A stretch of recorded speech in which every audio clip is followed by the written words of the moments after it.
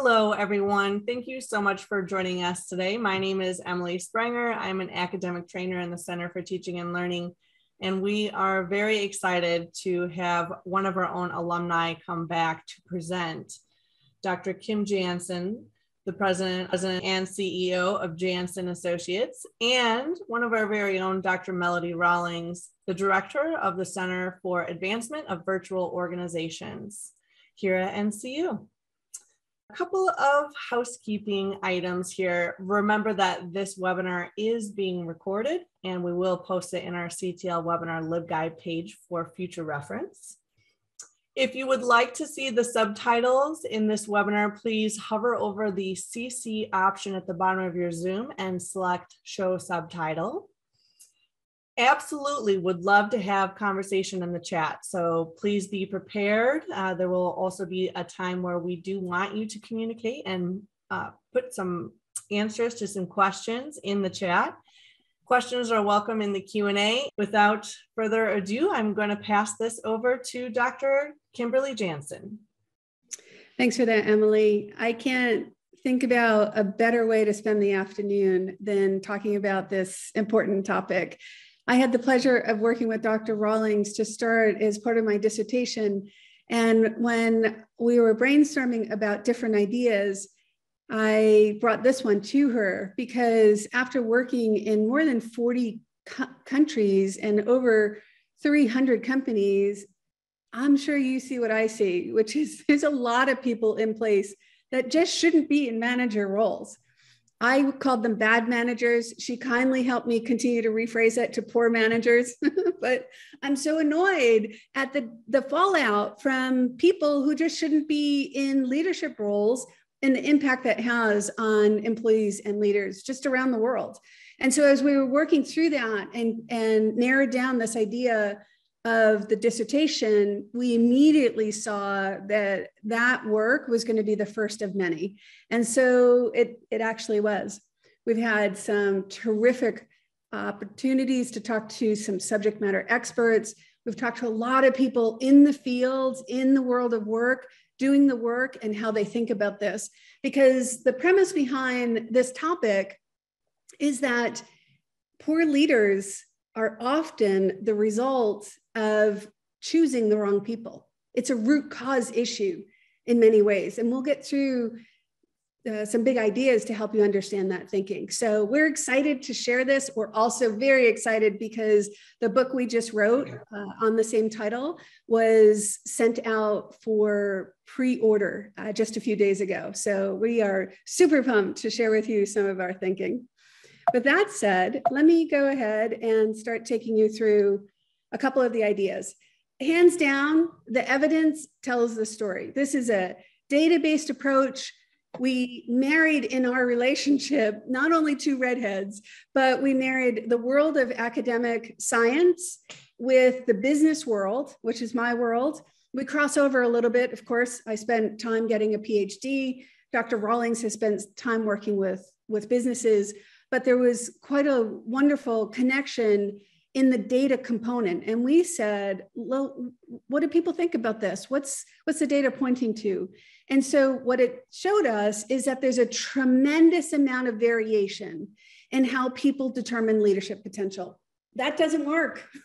If organizations at different levels are choosing different things that they're looking for, how do you develop a clean pipeline of leaders that build over time so that at the end of the day, we have a leader with the components that we look for? You add in that many leaders are just terrible at identifying and selecting high potential people who can be future leaders. Not only do we find this in our research, but many of the thought leaders, as we did meta-analyses to look at who had to say what in terms of the areas of expertise in the field, we found that these were consistent messages. So there's a huge platform for us to think differently about this space. How do you think about leadership potential? And think about that in terms of what your biggest challenge is. So if you want to take a moment and think about your biggest challenge in determining leadership potential and put that in the chat, Emily will give us a quick summary of what those are. give you a minute to do that. Give you just a moment. Yes, absolutely. Cultural fit was one of the suggestions for one of the biggest challenges in determining leadership. A good balance between skill and personality, diversity, lack of training and preparation for the role, communicating effectively, diversity, integrity, people misrepresenting themselves and what they can do. Interesting comment there for sure. Structural challenges, mentoring. So I think the fact that there was only one duplication out of the 12 or so responses that Emily shared with us is a wonderful reflection of what we find in this space. You ask 10 people, you're likely to get 10 different answers. And you can see from an organizational standpoint how the degree of variation is really treacherous to developing leaders, never mind selecting the right folks. Out of the answers that were offered, some are a training issue. Well, we can solve those if we have someone who has the right core components. Some was about fit. That's more about traits that match a particular organization. That's not about potential though. And so a lot of times we've got this mishmash of ideas when it comes to this topic. And today we're going to help you break those down and separate those out. So with that, Dr. Rawlings is going to talk to you about the second and third study we conducted, with the first being the one around the dissertation. So recognizing this, as Kim has already laid the foundation for, recognizing this as a real problem, we launched our 2 global studies in 2020. The first was a quantitative study targeted at all levels of C-suite leaders. We had 566 participants, with 85% who were in the US and 15% from other countries. Our second study was targeted at only CEOs. And in that study, we had 51 participants, 76% were in the US and 24% were from other countries. Next slide. So we designed the global quantitative study, or study 1, to find out what criteria and tools C-suite leaders are using to determine leadership potential. We used an electronic survey with both structured and open-ended questions, and we first validated the instrument with a small population before we actually launched the global study. And of course, before we started collecting the data, we received approval from the IRB at NCU to actually go ahead and start the data collection. The demographics included a wide variety, and I'm going to give you just a few of the highlights. The highest number, or 46% of the respondents, came from people who were at companies and in their position 1 to 3 years. The most common role of our participants was directors, and 20% were CEOs. Again, this is the first study, the one that was targeted at all levels of the C-suite. The population was nearly split, with 46% female and 42% male. On average, most participants had 1 to 4 direct reports, and that was closely followed at 30%, with those having 5 to 10 direct reports. Companies with revenue of more than $1 billion were the most represented at 32%, followed by companies having less than 10 million at 26%. The most participants came from companies with less than 50 employees, and the second was companies with 1,000 to 10,000 employees. And then you might be wondering what industries were represented in our study. And those were manufacturing, retail trade, information, finance and insurance, real estate, rental and leasing, professional, scientific, services, educational services, healthcare, and social assistance, and public administration. So you can see we had a very wide diversity of industries represented. And when asked what their role was in determining leadership potential, 66 of our participants indicated that they were responsible for assessing and developing talent. 57% said that they were responsible for identifying high potential leaders, 54 for managing high potentials, and 50 for recruiting or placing high potential employees. Now let's go to our overview of our second study on CEOs. So study 2 was focused on the criteria and tools that CEOs specifically use to determine leadership potential. We used the same electronic survey with the structured and open-ended questions, as well as interviews. So there were 39 participants from the US, with the remainder coming from, there were 51% participants total, 39% or participants were from the US, and the remainder coming from 5 other countries. So companies range from startup to early developing companies to mature organizations. So again, a wide range. They varied in revenue size, and we categorized them in 4 groups: under 10 million, 10 to 100 million, 100 million, but less than $1 billion, and over $1 billion in revenue.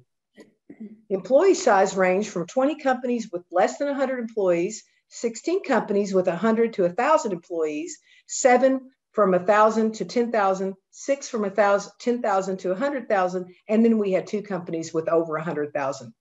And then again, on the industries, 26 were represented in our CEO study, with medical health topping the list, followed by technology and retail. There were also a few demographic trends that are worth noting. First, there were many more responses by smaller sized companies. And there were many of those types of companies, but while there were many of those, they offered more comments that suggested they were extremely intentional about potentials that they selected.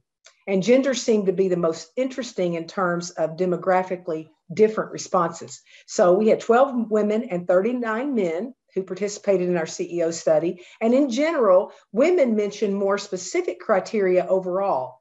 And interestingly, the women seem to have a more checklist approach, whereas men tend to just observe and decide the high potentials. So picking back up to you, Kim, for our overview of our CEO companies. Thank you for that. And just a quick highlight, we're just giving you a drive-by on the demographics, and in an hour where we're covering a lot, we can't do a big deep dive on each study, but we're going to share with you a website that has been built that we're going to add to it that will be a great resource for people in this space going forward. And easily enough, it's quite memorable. It's called determiningleadershippotential.com. And so the white paper for both study 2 and study 3 can be found on that. But ahead of that, take a look at the various companies that participated in this survey. And we were just so honored to have tremendous folks from a lot of different walks of life be able to participate. The CEO of Target, that guy's not a busy man, but he thought this was so important to be able to add to the thought leadership that he readily agreed. The person who was the CEO at Panera, an amazing guy who, when I finished the interview, texted me on my cell phone and said, "I'm so committed to helping that I want to be in your cell phone book. So feel free to reach out if you need anything." The woman from Build-A-Bear, Sharon John, I actually worked with her at Hasbro. So previously I have more than 20 years in large organizations as either the chief talent officer, head of leadership, chief diversity officer. Sharon was running Play School at the time, and she has done some other great stuff.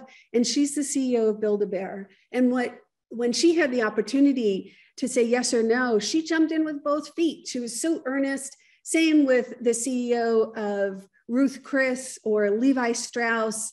The same for Volk Optical, consistently showing up with different ideas. So this slide just tells you the story that this is important to important people, and that they recognize through the conversations that much of the time we're not getting it right. They want to be part of the conversation, they want to contribute, but they also want to see us move the ball on this. So it's a pretty remarkable set of folks, and we're very grateful for them. So with that, one of the things that was central to our work was this idea that it was anchored off of a framework. And having studied a lot of frameworks, as has Dr. Rawlings, this particular framework has a lot of resonance in terms of it's common sense, it's easily applicable, it's understandable by the masses, and it's been proven in an organization that really has led the way in terms of high potential talent, et cetera.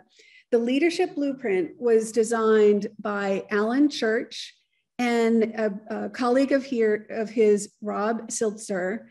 Alan, amazing guy. I had many conversations with him. He said, keep coming back. Let me share more information with you. Anything I can do to help. And he's the head of talent for PepsiCo. He's just a great guy. Alan and Rob created this leadership blueprint after really scouring all of the thought leadership and talking with a lot of companies and distilling that down. And the leadership blueprint has this as its premise. There are 3 thresholds that we should think about as to determining leadership potential. The first one says, look at intelligence and look at personality, because they're largely not changeable. Intelligence is fixed. When what we're born with is what we have. Of course, it's different from knowledge. Knowledge is acquired through time, et cetera. But we can't make people smarter. And as people ascend in organizations, things only become more complex. So we need to make sure that people have the mental agility, faculties, et cetera, to handle increasingly more complex things in organizations. If they don't have that, then we've got to be really prudent about what their trajectory should be. The same is said of personality. Now, if people have life-changing events, you can somehow modify personality. We can have a big debate about whether personality is modifiable. Much of the research, the vast majority of research for the last few centuries, will tell you it's fixed. We have natural preferences, natural tendencies, and these are the things that culminate in terms of our personality. Now, as the former chief diversity officer for 2 Fortune 500 companies, I am not here to tell you that one personality type works. Many do, but I am here to tell you, be careful of personality derailers. Some examples: extreme negativity, extreme risk aversion, self-absorption, et cetera, et cetera. Those components, and you know people who shouldn't be in leadership roles, a lot of times they have specific personality derailers. If they have those, you're not going to change them. We've got to be really honest with ourselves and draw a line in the sand. If people are strong on both, okay, let's go to the next threshold, which is learning agility and motivation. We have to hire people with engines. I, as a leader, cannot influence someone's motivation. They get to choose it. As a horsewoman, it's the proverbial, you can bring a horse to water, but you can't force them to drink. It's the same with motivation. I can't choose your motivation, but people who have natural engines and a real drive, those are the folks that you want in your organization, and then, or in a leadership role. Learning agility is critical because we have to constantly reinvest ourselves, recreate ourselves, assimilate information quickly, change, basically. If people don't have an appetite for that, they are not going to be successful in leadership roles. So that's the next threshold. Those aren't fixed, but those are driven by the choices the person makes. So we need to select for those, because as leaders, choosing leaders, we can't control those. So we want to monitor that. The third threshold is around leadership skills and also technical skills. Now, those are teachable. If people have the other 4, we can teach them all day long. And so that's why these 4 components are the most important factors around determining leadership potential. Let me take you through our focus on one of these elements. This work we did was to ask a broad question about determining leadership potential and what some of those results were. And we had a huge variety of answers, as you experienced in our time together. We then said, okay, let me ask you about a couple of specific ones. Do you use intelligence as part of determining leadership potential? And look at this graph on the right, on the left, the first bar, the blue bar. When we ask that broad question about what do you use as a criteria, less than 9% of people mentioned intelligence in any way. And that was in our first study, the quantitative global survey. However, when we asked a question about intelligence, they said, oh gosh, yes. 3/4 of the people said yes. Look at the difference. You're going to find that to be consistent in not only both studies, as you can see on this slide, but consistent in all 4 dimensions. So there's a big element in which people are not consciously thinking about these things that are more reliable predictors of potential. If you go to the 3rd bar, that's 38%.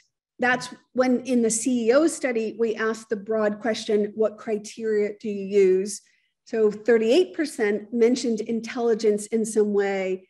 However, when we asked specifically these CEOs, do you use intelligence? They said, heck yeah. It was over 96%. Really powerful insights. So what do leaders look for in intelligence? So if you combine some of those pieces in the first study, at least about 3/4 of folks are saying yes. That gets higher with the CEOs. And when we said, what are the top 5 things you look for? These are the things that surfaced. The vast majority of folks said critical thinking. They have to be able to break things apart and think through them. Oh, by the way, they have to think longer term, strategic thinking. Emotional intelligence. Now, let me put an asterisk there. We put emotional intelligence in both personality and intelligence in the drop down because people are confused about emotional intelligence and they often associate it with intelligence.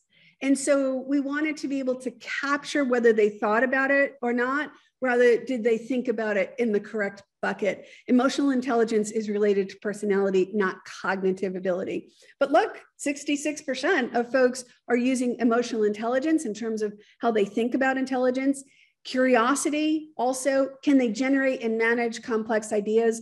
Those 2 categories garnered about 50% of agreement from folks.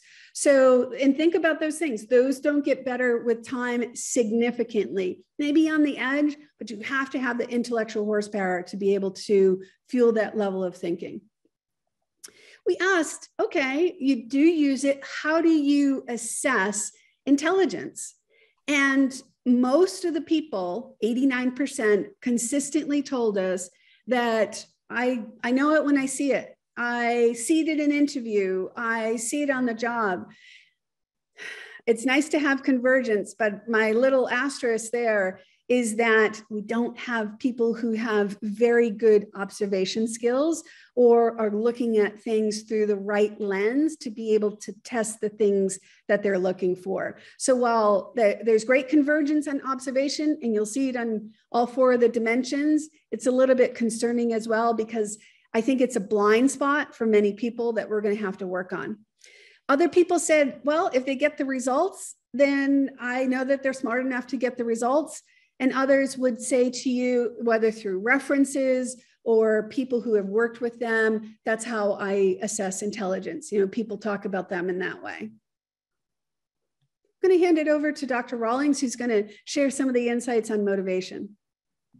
So Dr. Janson shared that personality and intelligence are largely fixed, but the other 2 components of the leadership blueprint, motivation and learning agility, require people to supply those qualities themselves. You know, we don't control other people's level of motivation. They do.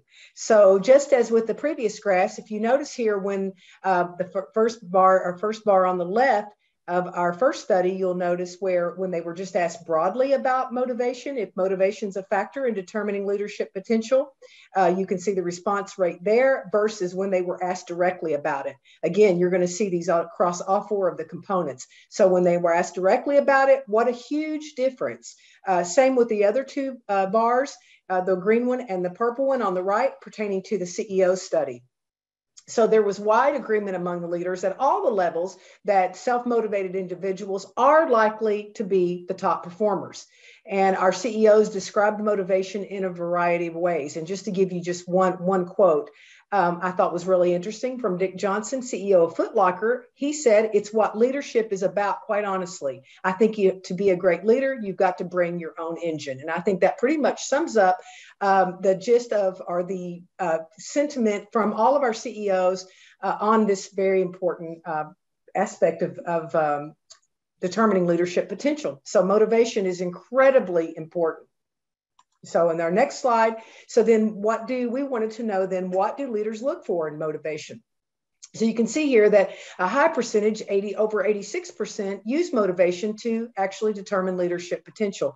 And then it's broken down here in these additional 5 categories. So the same participants indicating that motivation carried a weight of 4.2 out of 5 in terms of importance of determining leadership potential. It was universally the most important factor out of the 4 dimensions of intelligence, personality, motivation, and learning agility, and across the entire set of CEOs in our study.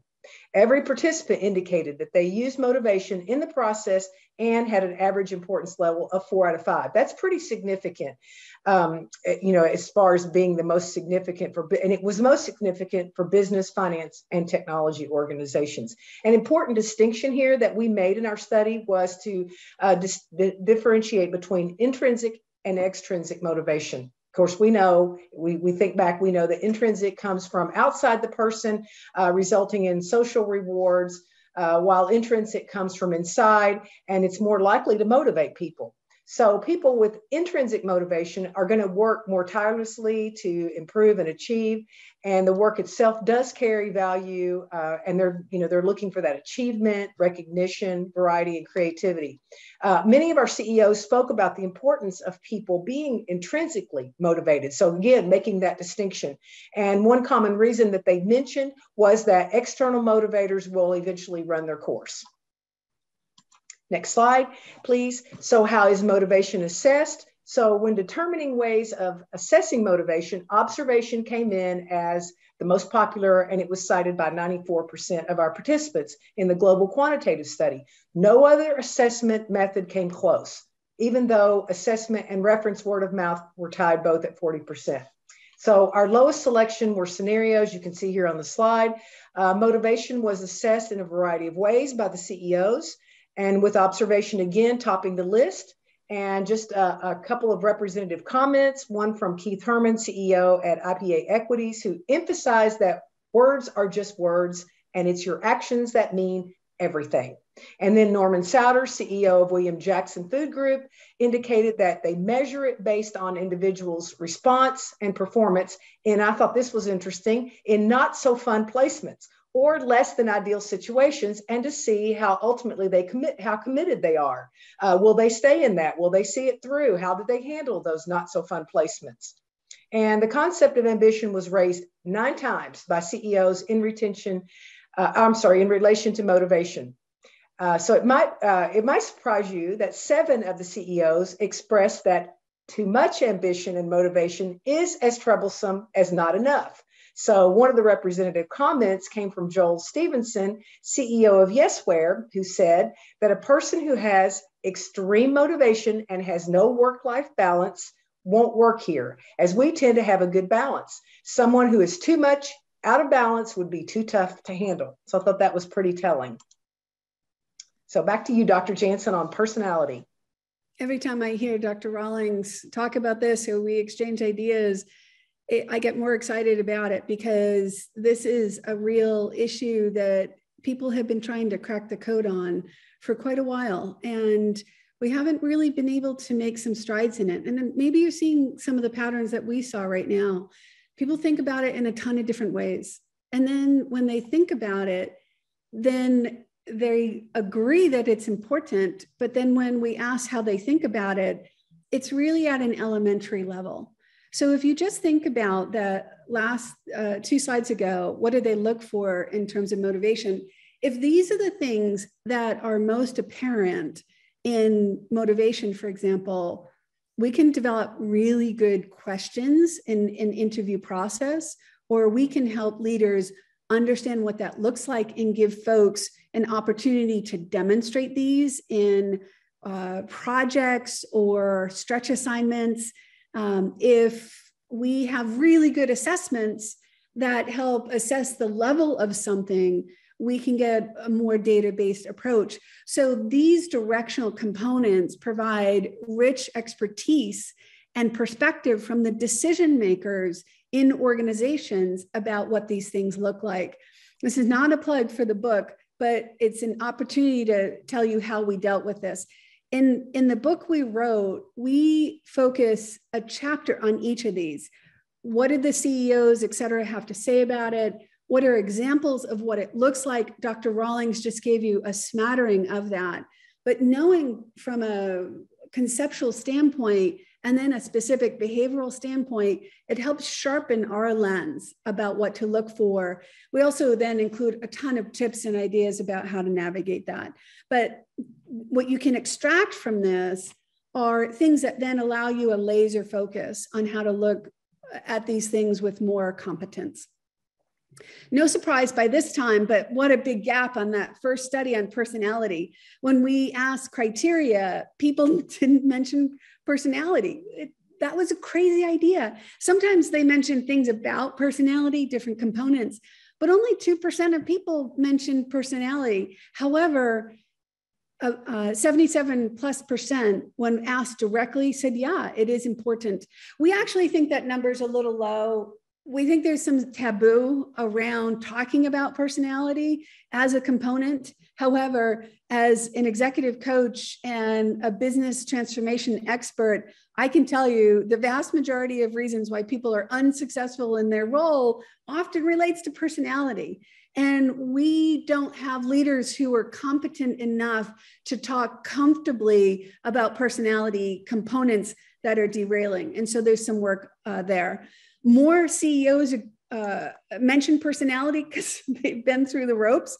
They've paid the price. So they saw in the first criteria question an opportunity to identify personality as a major component that they look for. But then even that number went from 52% in the open question to nearly 92% in the specific question. So lots of convergence there. What does it look like? And when they think about it, they say, oh, someone has these specific traits I'm looking for.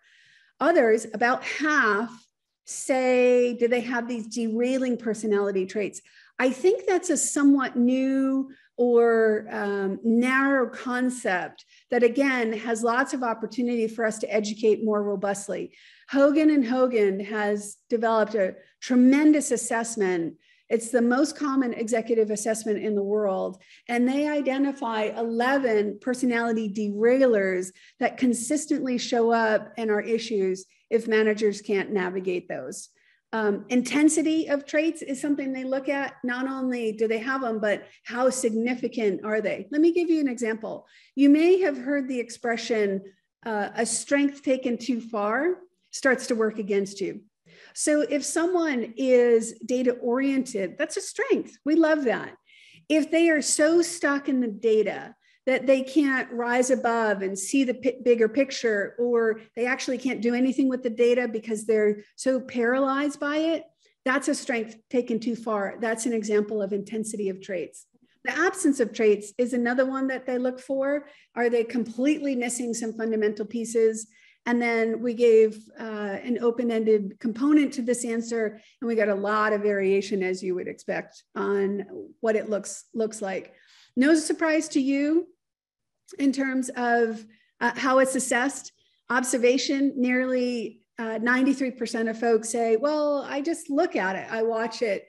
That's a little deadly because people sometimes create a dynamic or a face that they want us to see, but what's behind and motivating them, or the engine behind the screen, is thinking differently. That's where assessments really come into play. Only about 40% of folks, however, that we surveyed and spoke with are using assessments. That's a huge opportunity. And I asked why, why aren't you using assessments more? What prevents you from it? It's lack of knowledge, quite frankly. There's some skepticism about assessments. I love giving someone the DISC or some other self-assessments, and people say, well, this isn't me. And I, casually and quietly remind them, it's actually a self-assessment. So actually, either you messed up or you're not coming to grips with the truth about yourself. But why are these things important? Because they are able to help us understand where people lean naturally. And then we can ask questions about how significant this is for them? Do they have any compensating strategies that counteract whether they're balancing out an overstrength in some area? I'm a big time decision maker, a big thinker, et cetera. I suffer details. I can't proofread my own stuff.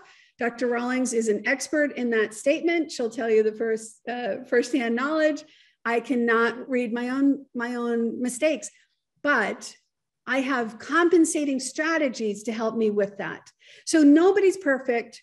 The assessments understand the landscape of somebody and then how they deal with their highs and lows. So it's really powerful. You can see others' word of mouth and how folks talk about them is one other element. 37% of folks think that that's a good way to assess personality, and then a variety of other mechanisms.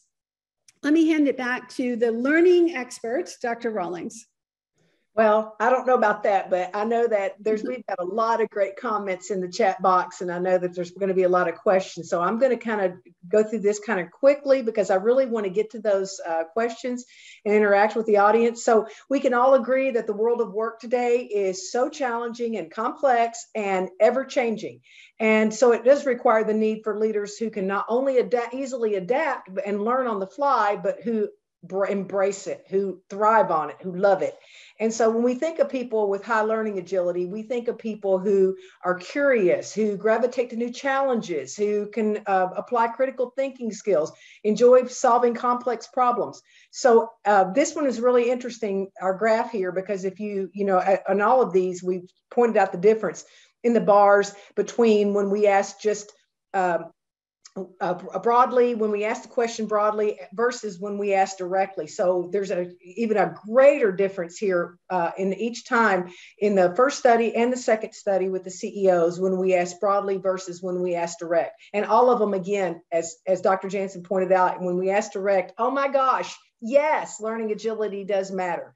And that's reflected here on the slide. So when asked how much it weighs in their decision-making, participants in the global study indicated it was 4.1 out of 5 in terms of importance, while CEOs said that it was an average of 4.4 out of 5. Learning agility was ordered second among the 4 IMPLs that we've been talking about by the CEOs. So if we take a look at what leaders look for in learning agility, and we asked them to identify this, as with the other questions, the participants had a drop-down menu to choose from in an effort to identify what they look for. And in the CEO study, it was an interview format. What we have here on the slide is from the first study, and you can see how they ranked them or how it ranked up. And in the second study, it was in an interview format. So the questions were open-ended and the participants did not have the benefit of the drop-down menu. There was a large variety in the way CEOs discussed what learning agility looked like and what it meant to them. The most common association of learning agility discovered through the comments of the CEOs was to link learning agility to curiosity. That may surprise you, it did me. And the second most common way in which CEOs spoke of it was in the realm needing to be adaptive and to stay relevant. And I think that wouldn't surprise us. 7 CEOs emphasized the need to grow each day in their reflections on learning agility, being hungry to learn, still learning every day, should want to learn every day, being proactive and learning on the go, changing directions, constantly learning all the principles that reflect that learning should never stop. And we certainly live in a world where that is necessary.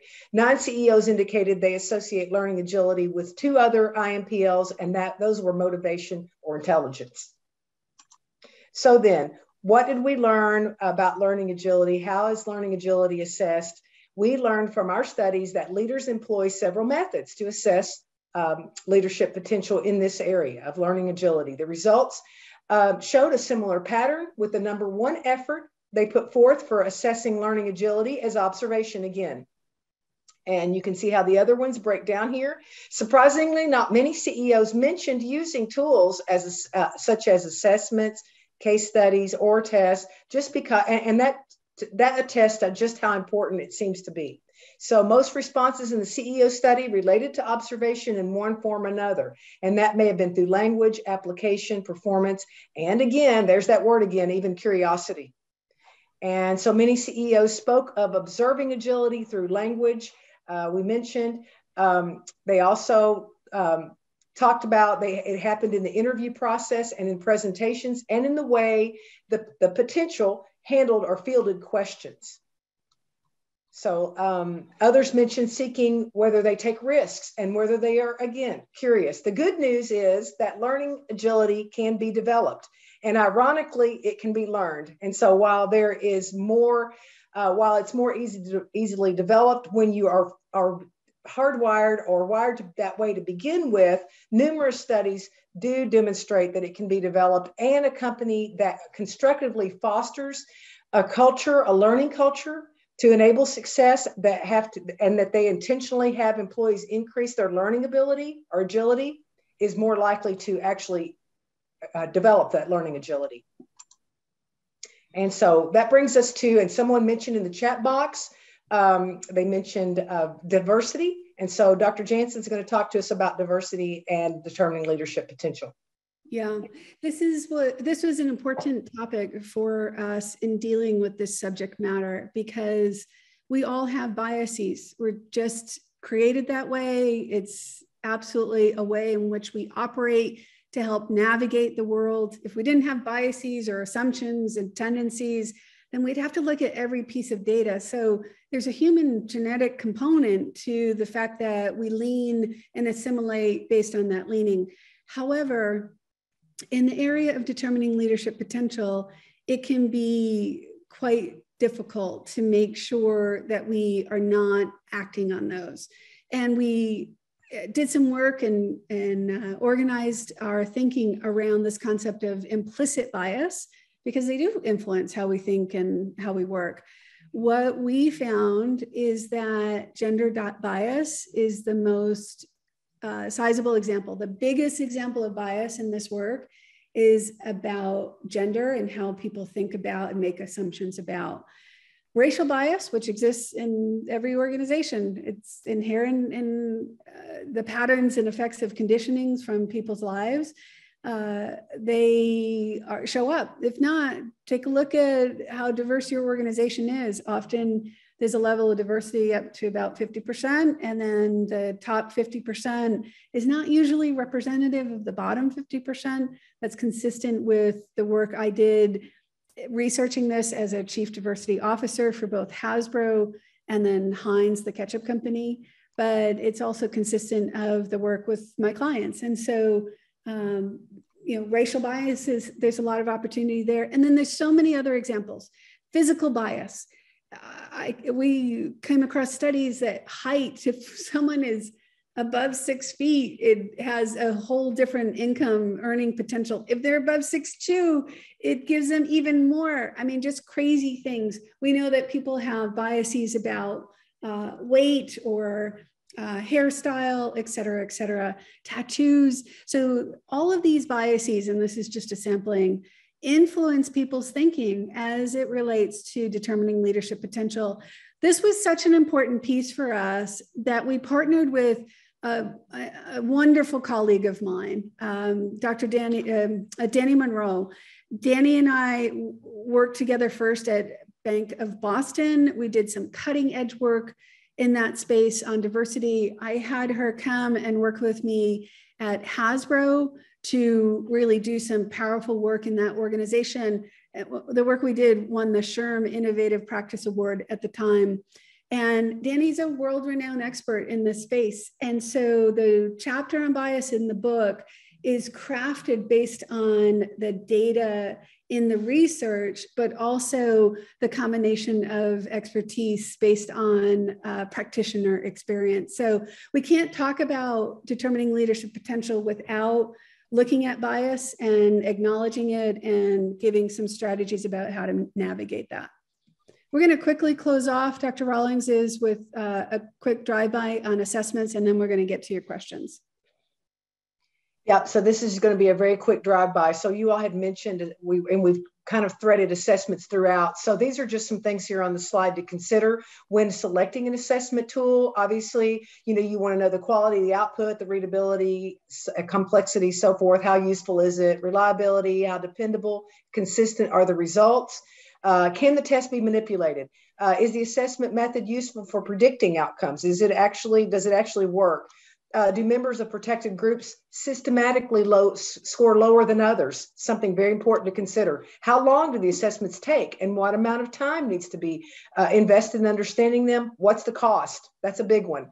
And also, do candidates react positively or negatively to the assessment? And finally, do you want it to be a self-assessment, as Dr. Janson already mentioned, or do you want to include key stakeholders as raters, such as managers, external experts, and so forth? I'm good. That's just a real quick drive-by. So we're a fan of assessments. The more data you can have that you can help create a picture helps inform your decision-making. And whether that's data through performance, by the way, performance is not a predictor of potential. It's often misguided in terms of being thought as a predictor of potential. We often hear it from some of the respondents, but it's not, unless the job's the same. That's why you need to look at these things that are more reliable predictors of potential, which is the intelligence, personality, motivation, and learning agility. So we're a fan, and there's a low usage on assessments, as you saw through some of the data. We encourage you to understand the landscape of opportunity around assessments. And when you're choosing them, Dr. Rawlings shared with you some really good things to think about. We're going to skip this so that we can go to your questions. And as we do that, remember, we're all about helping make things better. So our quick advice will be make a pledge to spend time in raising your competence in this area. Figure out what framework works for you.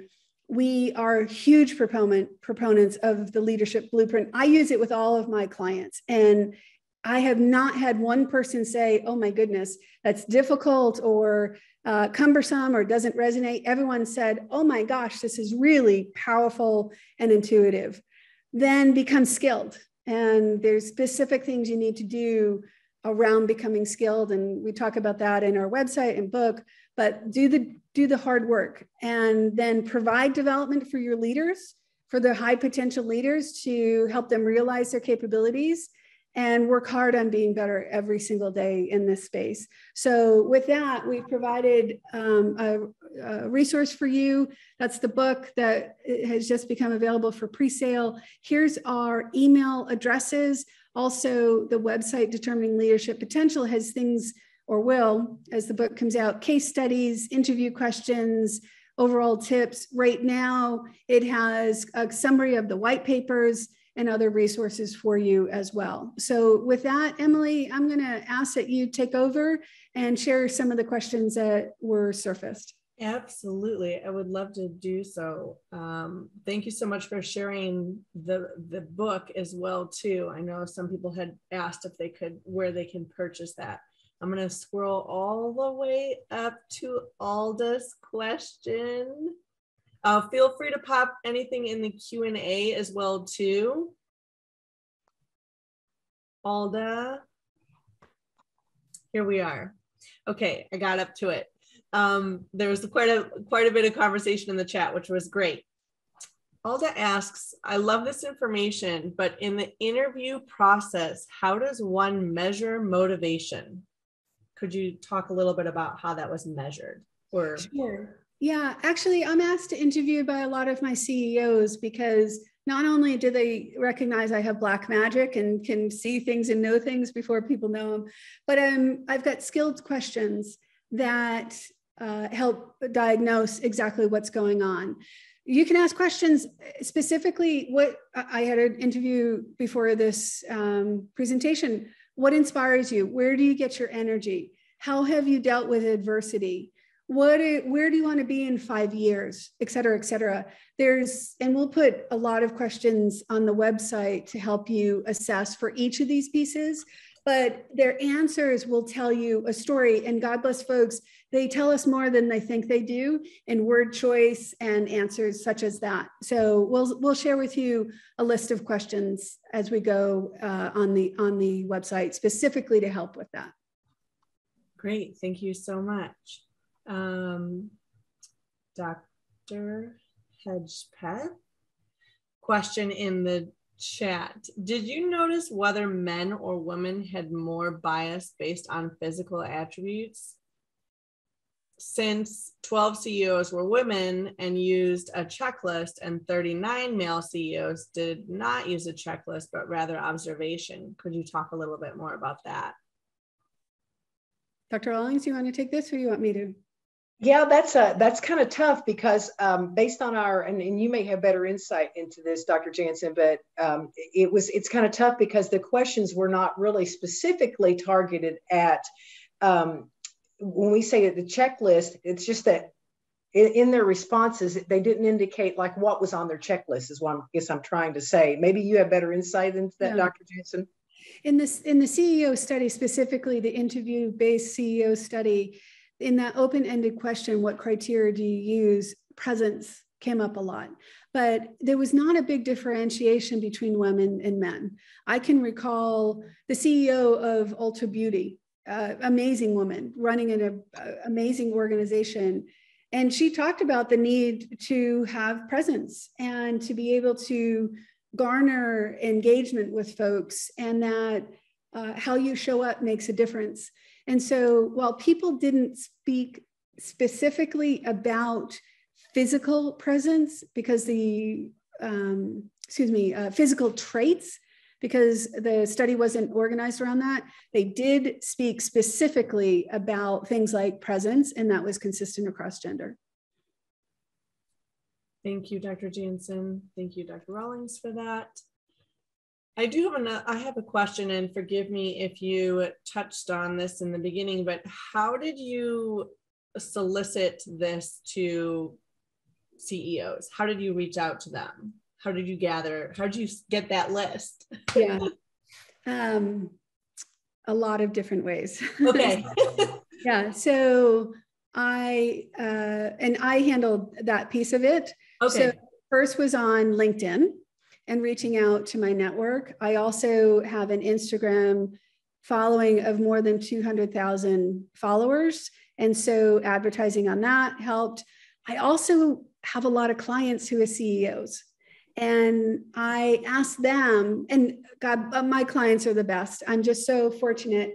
And they're excited about this work. And I would say, I need CEOs for this. Who do you know? And so on one one CEO, Dick Johnson, who Melody quoted, great guy. Oh my gosh, he is just such a wonderful leader. He brought me to 2 other CEOs. I was given him by the CEO of Athleta, another amazing companies. By the way, Dick worked for him.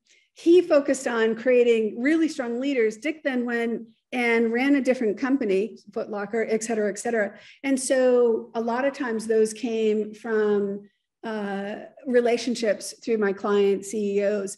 I also got on LinkedIn and started reaching out to people directly. The CEO of Panera, I sent him an email, and Panera is headquartered out of Boston. Hey, I'm in Boston. I'm watching the Super Bowl. This was when the Patriots were not in it. So it was a place to bemoan the fact that we weren't in it, et cetera, et cetera. And so we used a couple of different mechanisms to reach people. Okay.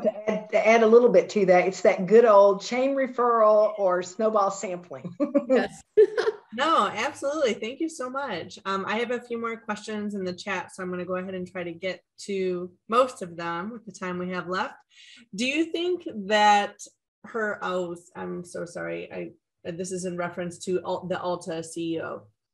Do you think that her focus on presence was because of her industry, the Ulta CEO? She's in the beauty industry. So appearance at some level has to be important as an assumption, right?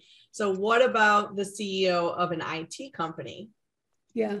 No, I just used Mary because she's a powerful lady and very direct and transparent, but she was illustrative of many of the CEOs who talked about the need to have executive presence and to have a way of showing up that resonates with folks.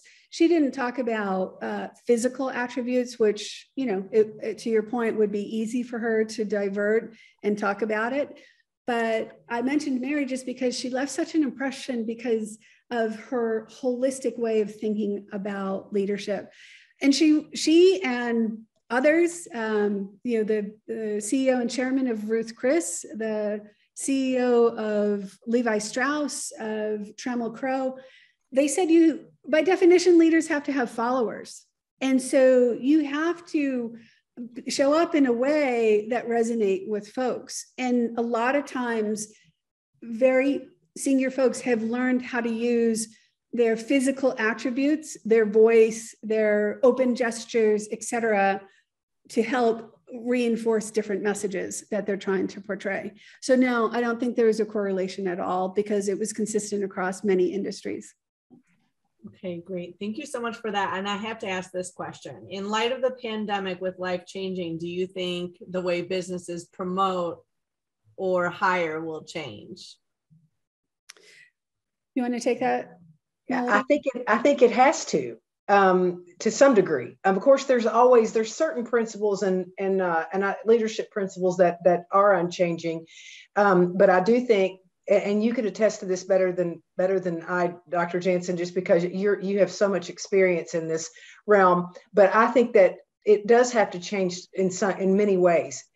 Do you agree, or what are your perspective? I think you and I would agree that the core components of what we need to look at to predict potential, the leadership blueprint components, that doesn't change. Right. But you have to work harder to assess those things. Mm-hmm. But I've always run global teams. At Heinz, I would work with folks. It'd be one team of people from 12 different countries. You just have to work harder to understand these things because you don't have the pleasure of having folks in front of you where you see behaviors day in and day out. So what I think needs to change is this, at best, average competence level in this space. We've got to really up our game to the expert level because we don't have the luxury in most organizations anymore of working in front of each other, which is perfectly fine. We just need to up our game with our skill set and the tools we use to be able to do that. Would you agree, Dr. Rawlings? I totally agree with that. And I was thinking the same thing. So when we think now, we so often think of in terms of global teams and not ever really having even an in-person meeting with your supervisor or with your manager or with someone you're reporting to. So how is that determined across a camera? So it just kind of looks different. Although, like you said, those four things, those do not change. But it's just how they're determined, I think, or how we go about assessing them is what has to be modified, I guess, some ways. Yep, totally agree. Thank you so much. Question about the book. Does the book detail a methodology that will develop our ability to determine leadership in accordance to intelligence, personality, learning, agility, and motivation in an interview? Yeah, so here's a insider tip or idea. When we wrote the book, we put all of that in the back of the chapter, like ask these questions in interviews. Here are a ton of tips to help you. By the way, here's a great case study to use with your team or your class to be able to talk about this stuff. And then we came to the reality of a word count for the book. So in the book, we have end of chapter suggestions around how to develop competence in each of those areas. But on the website, because this is life's work. We want to change the world by helping everyone become better in this space because it's like the pebble in the pond. It's got a significant impact. So on the website, what you will find, and right now it says coming soon, we have them developed, but ahead of the book coming out, we haven't put them on it, but we do have case studies. We do have questions for you to help you become even more competent in this area. And we're going to keep adding to that as an ongoing resource for you. So right now there's the white papers, there's other articles that we've written, et cetera. And we're going to just keep adding to that website. Thank you so much, Dr. Janson. I want to thank everyone so much, all of the attendees, for just absolutely asking great questions and your participation throughout this webinar. Certainly your engagement has made this an enriched experience, so we appreciate that. I'd like to thank Dr. Kimberly Janson. Thank you so much for coming and presenting, and we're proud that you're one of our alumni. And Dr. Melody Rawlings, as always, it is wonderful working with you and seeing you and getting to learn more about your research as well. So until the next time, I hope everyone has a great rest of their day.